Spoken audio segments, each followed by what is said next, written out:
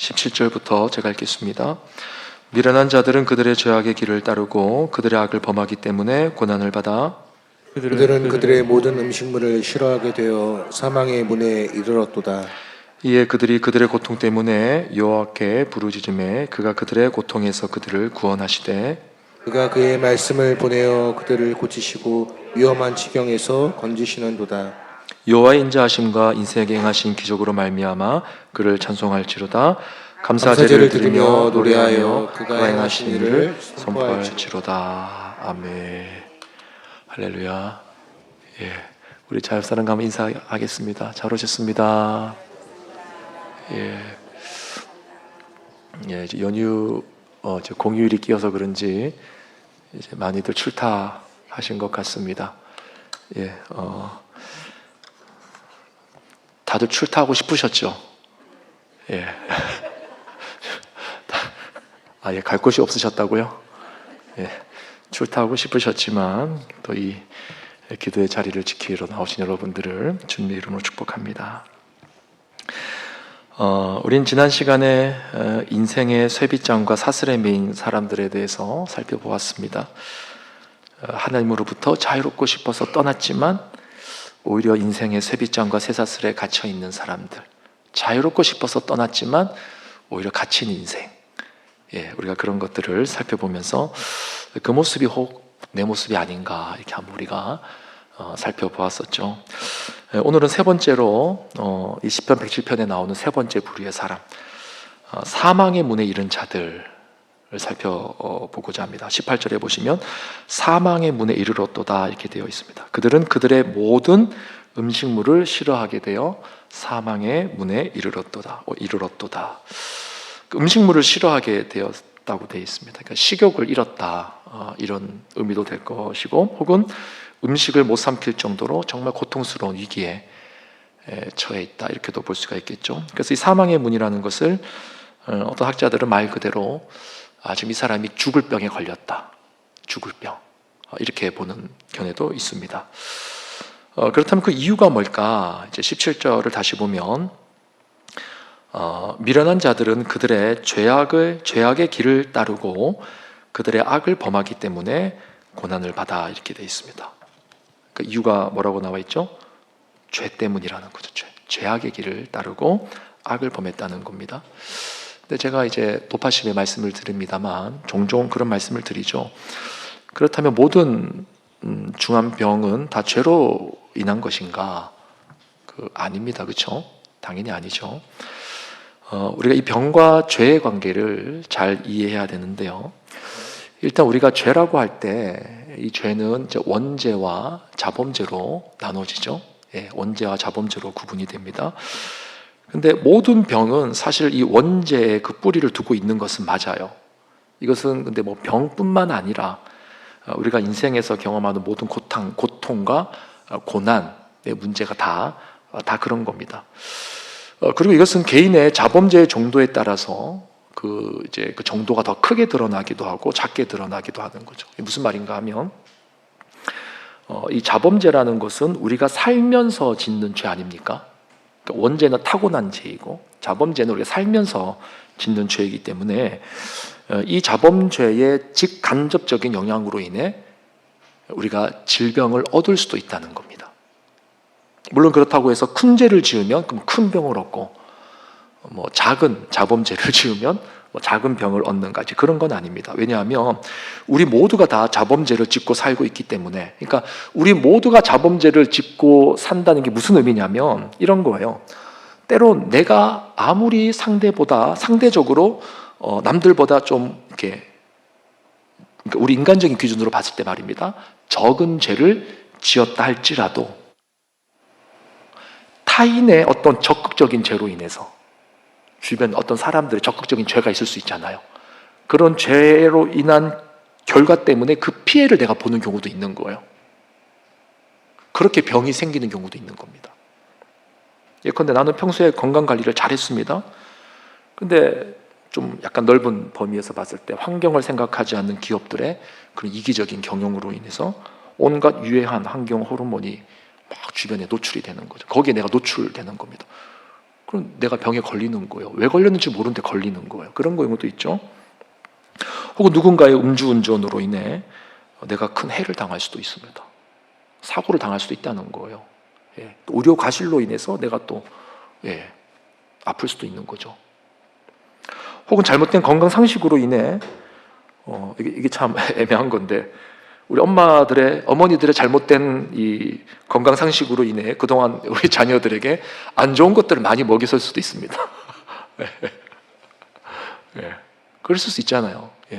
우리 과거 70년대, 80년대 생각해 보면 부잣집에서 좋다고 생각했던 그 음식들이 지금 와서 보면 몸에 유해한 것들이 얼마나 많았습니까? 근데 그때는 잘 먹고 잘 산다고 부잣집이라고 자녀들에게 막 먹였단 말이에요. 근데 지금 와서 보면 그 먹으면 안 되는 것들을 먹였구나. 이런 것들도 있을 수 있다는 거죠. 따라서 여러분, 내 건강에 해를 끼치는 타인의 이 잘못이라는 것이 정말 다양한 케이스가 있을 수 있는 거예요. 그러니까 누가 봐도 모두가 잘못이라고 인식하는 행위로부터 나와 너가 전혀 인식하지 못하는 가운데 발생한 실수와 잘못까지 정말 다양한 경우의 수가 있을 수 있다는 겁니다.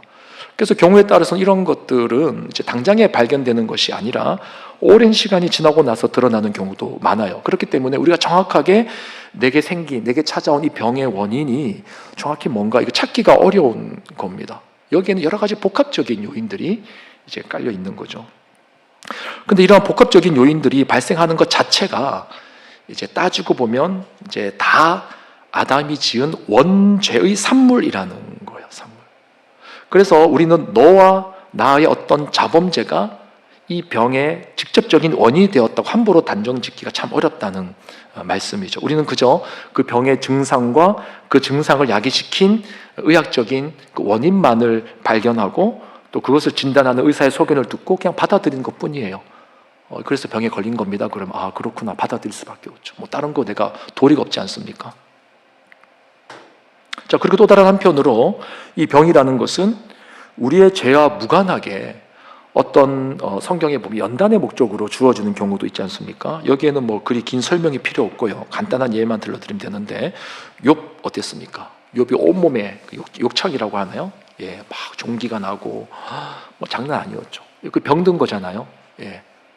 근데 어떤 잘못에 의해서 병이 든 겁니까? 아니죠. 바울 역시도 몸에 병이 있었습니다. 그 병을 달고 살았죠. 근데 그것이 바울의 죄라고 말하지 않아요. 혹은 어떤 타인의 죄로 인해서 받은 영향이라고도 말하지 않아요. 이것은 원죄의 영향으로 인해 질병 자체를 차단할 수는 없는 상황이었지만 그렇다고 자신들의 자범죄나 혹은 타인의 자범죄로 인해 질병을 얻는 것도 아닌 내용이라는 거예요. 그러니까 이것은 순전하게 하나님의 섭리에 의한 연단을 목적으로 한 질병이라는 겁니다. 하나님의 특별한 목적이 있는 거죠. 따라서 여러분, 우리가 어떤 병에 걸렸을 때는 이 두 가지 사실을 반드시 기억해야 되는데, 첫째는 모든 질병을 무조건 자범죄의 결과로 보기는 어렵다는 것이고, 두 번째는 그렇다고 해서 자범죄에 대해서도 우리가 너무 간과해서도 안 된다는 것입니다. 일단 우리의 몸에 고통이 찾아오고 아픔이 찾아오면 한 번쯤은 생각해 봐야 되는 거예요. 하나님이 지금 나에게 말씀하시는 게 뭘까? 그러니까 내게 말씀하시는 게 뭘까 해서 이제 두 가지가 나오겠죠. 죄로 인한 것인지 혹은 연단을 위한 것인지 혹은 뭐 또 다른 제3의 목적을 위한 것인지 이제 거기에 우리가 이제 관심을 기울여야 되는 것이고, 혹시라도 내 안에 해결되지 않은 문제가 있다면 이런 것들을 해결해야 되는 것입니다. 혹은 내 안에 잘못된 뭐 또 생활 습관이 있는 것은 아닌가, 이런 것도 돌아봐야 될 것이고, 한 걸음 더 나아가서 말씀드린 것처럼 하나님이 나를 단련시키고 훈련시키는 바가 뭘까, 이런 부분도 생각해 봐야 되는 것이죠. 이것은 비단 육체적인 질병뿐만 아니라 우리의 삶을 찾아오는 모든 고통의 문제가 마찬가지입니다. 경제적인 문제가 찾아왔을 때, 관계적인 문제가 찾아왔을 때 이런 부분들에 대해서 우리가 생각해 봐야 되는 거예요.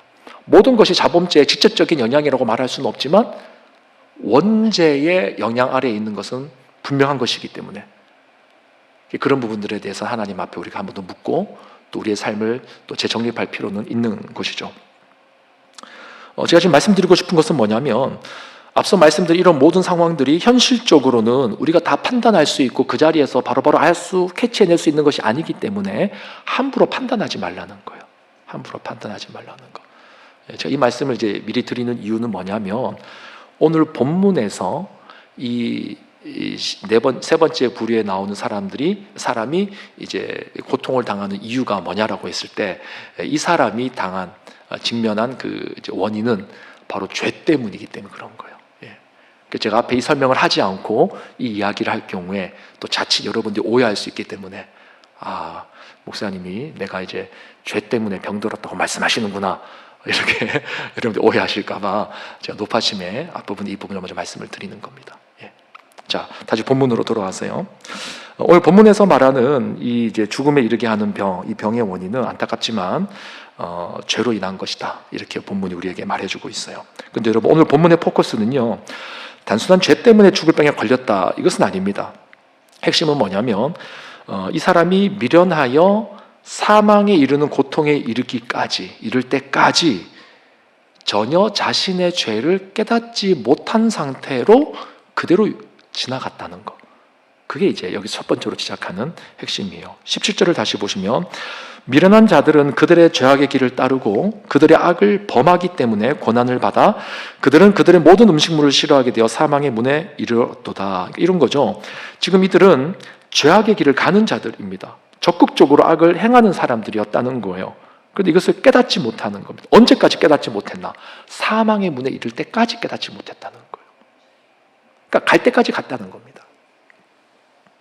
여러분 성경에서 말하는 미련한 자의 특징이 뭐냐면요, 마지막까지 가는 인생입니다. 빨리 깨닫고 회개하고 돌아서면 되는데 끝까지 자기의 고집을 버리지 않고 주장하다가 사망의 문 앞까지 가는 거죠. 그래서 큰 고통을 당한다라고 말하고 오늘 본문에서는 이런 자들이 이제 미련한 자들이라 이렇게 말하고 있습니다. 그런데 참 다행인 것이 뭐냐면요, 이렇게 미련한 자들이라 할지라도 하나님 앞에 돌아오면 어떻게 된다고요? 산다는 거예요. 이게 복음입니다. 그래서 여러분, 저 사람이 참 미련하다, 저 사람이 목사님의 지금 설교를 듣고 빨리 돌아와야 되겠다 이렇게 생각하시면 안 되고 우리 모두가 다 이 미련한 자의 범죄에 속한다는 거예요. 제가 참 제 자신의 이야기를 하고 싶은데 여러분이 시험에 들까봐 말을 못하겠습니다. 정말 여러분이 시험에 들까봐 말을 못하겠어요. 제가 미련한 자예요. 제가 오늘 본문의 핵심은 그겁니다. 19절을 다시 한번 볼까요? 19절 이에 그들이 그들의 고통 때문에 여호와께 부르짖음에 그가 그들의 고통에서 그들을 구원하시되. 그러니까 첫 번째 핵심은 이들이 끝까지 간다는 거예요. 미련한 자들이 갈 때까지 간다는 거예요. 돌이키지 않고. 또 두 번째 핵심은 뭐냐면 그러할지라도 이들이 사망의 문에서 딱 브레이크가 걸려서 돌아오면은 어떻게 된다고요? 산다는 거예요. 이게 복음입니다. 제가 자주 여러분께 강조하는 내용이 있죠. 염치불구하고서라도, 그렇죠? 염치불구하고서라도 마지막에 갈 때까지 가더라도 거기서라도 깨달으면 돌아오면 되는 겁니다. 무조건 하나님 앞에 돌아오면 사는 거예요. 특별히 오늘 본문에서는 이 사는 길을 다음과 같이 제시하고 있습니다. 20절을 볼까요? 20절에 보면 그가 그의 말씀을 보내어 그들을 고치시고 위험한 지경에서 건지시는도다. 뭐라고 말씀하고 있습니까? 무엇을 보내셨어요? 그의 말씀을 보내어 그들을 고치시고. 그러니까 여러분, 고통 때문에 부르짖는 자들에게 주어지는 귀한 은혜가 뭔가? 우리가 사망의 문에 도달하는 것을 원치 않지만 사망의 문 앞까지 도달하는 것이 또 우리에게 은혜가 되는 이유가 뭐냐? 비로소 그때 하나님의 말씀이 들리기 시작한다는 거예요. 그래서 이 말씀이 들리기 시작하면 이때부터 우리의 영혼의 치유가 일어나기 시작하는 거죠. 그 치유는 잔잔히 일어나기도 하고 또 때로는 휘몰아치는 바람처럼 아주 거세게 우리 안에 일어나기도 합니다. 구체적으로 그 말씀이 그 사람의 영혼을 어떻게 사로잡아서 어떻게 작용하는지는 우리가 알 수는 없지만 그 말씀이 그 사람의 심령을 한번 사로잡으면 서서히 그 심령 가운데 생명의 역사, 변화의 역사가 나타나는 것은 틀림이 없습니다. 왜냐하면 그 말씀이 곧 하나님이시기 때문이에요.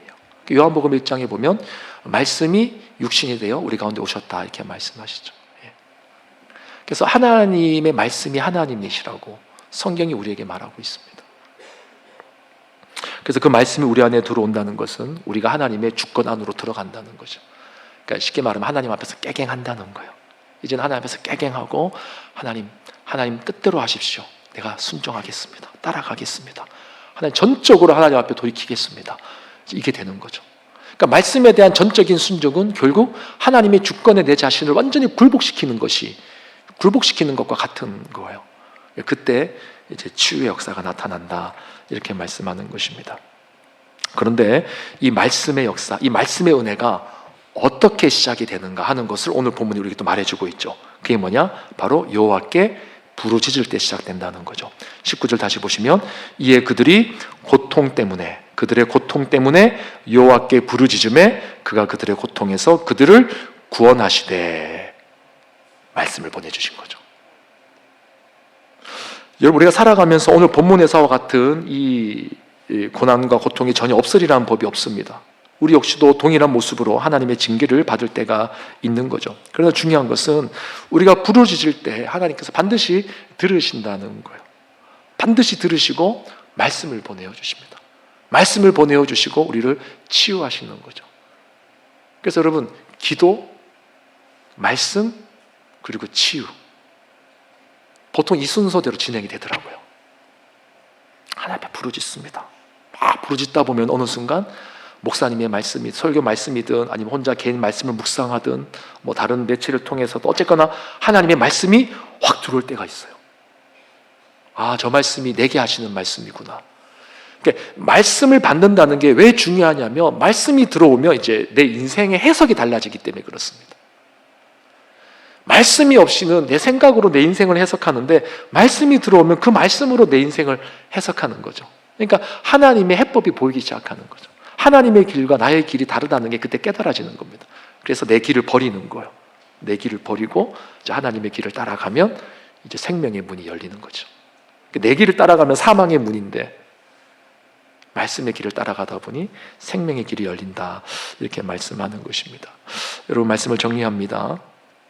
하나님의 말씀이 들리면 우리는 반드시 살아납니다. 그런데 그 말씀의 귀를 여는 것이 기도라는 거예요. 기도. 여러분, 부르짖는 기도 정말 중요합니다. 하나님 앞에 나와서 기도하고 부르짖고 매달리고. 그래서 여기서 말하는 부르짖는 것이 뭐 단순히 소리로 부르짖는 이 행위 자체만을 말하는 건 아니겠죠. 여기서 말하는 부르짖음이 의미하는 것은 간절함을 말하겠죠. 하나님 앞에 나와서 정말 간절하게 시간을 들이고 기도할 때 하나님은 우리에게 말씀이 들리는 역사를 주신다는 거죠. 그 말씀이 들리면은 그러니까 말씀이 들린다는 건 믿어진다는 것입니다. 그 믿음이 우리에게 기적을 만들어내는 거예요.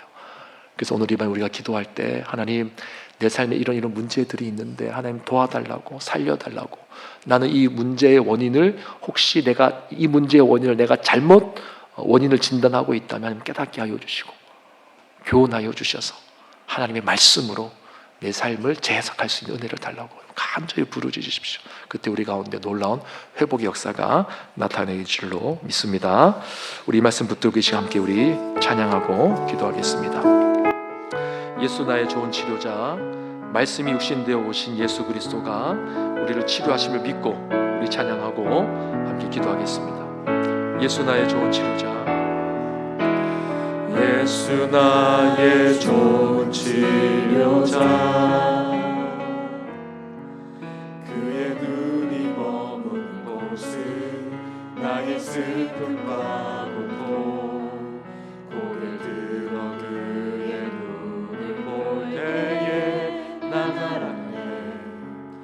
예수 나의 좋은 치료자, 예수 나의 좋은 치료자, 예수 나의 좋은 치료자, 그의 손길이 닿는 곳은, 그의 손길이 닿는 곳은 나의 상처와 아픔, 영원히 흐를 것 같았던 눈물 다 벗어내.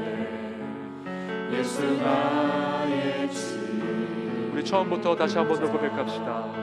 예수 나의 좋은 치료자, 예수 나의 좋은 치료자, 그의 눈이 머무는 곳은, 그의 눈이 머무는 곳은 나의 슬픔과 고통, 고개 들어 그의 눈을 볼 때에 나만 나의 좋은 치료자, 예수 나의 좋은 치료자,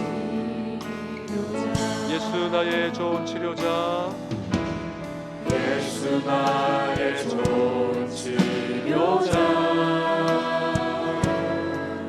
그의 손길이 닿는 곳은 나의 상처와 아픔, 영원히 흐를 것 같았던 눈물 다 멎어내. 예수 나의 치료자, 예수 나의 치료자. 나 노래하리라.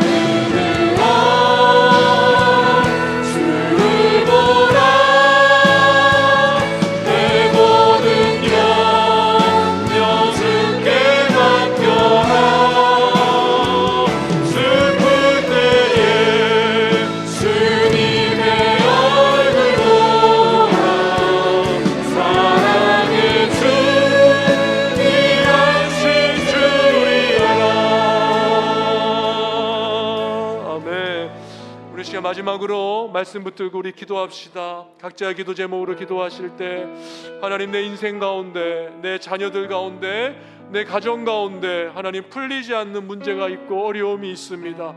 하나님, 이 문제 이 시간 주님 앞에 부르짖으오니 하나님 말씀대로 나에게 하나님의 신령한 말씀을 들려주시고 그 말씀이 내게 믿음의 말씀이 되어 하나님 앞에 기적과 능력과 하나님의 도우심을 경험하고 체험하는 그러한 은혜가 우리 가운데 임하게 하여 주시옵소서. 우리 제목을 가지고 주의 이름을 크게 한번 부르고 주님 앞에 나가도록 하겠습니다. 기도하겠습니다. 주여